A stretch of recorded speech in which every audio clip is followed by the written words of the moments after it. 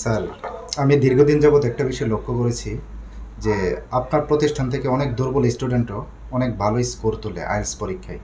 এটার মূল রহস্য কী? এবং খুব দুর্বল স্টুডেন্টও তাদের স্কোরগুলো ওঠাতে পারে। এটা আপনি আমাদেরকে এটার মূল রহস্যটা একটু বুঝিয়ে বলুন। আচ্ছা, সত্যি বলতে আমি মনে করি এটার ৩ টা প্রধান কারণ আছে।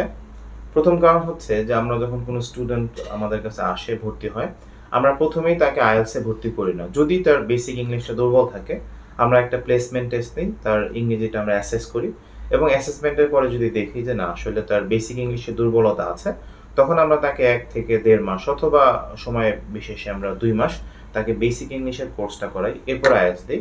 তো শক্ত ফাউন্ডেশন থাকলে অবশ্যই IELTS এ তার জার্নিটা সহজ হয়, ১ম কারণ। ২য় কারণ হচ্ছে এখানে সবগুলো ক্লাসে কিন্তু আমি থাকি। অর্থাৎ যতগুলো ব্যাচ আছে, সবগুলো ব্যাচেই 60 থেকে 70% এবং কোনো ব্যাচে 100% ক্লাসগুলো আমি নেই।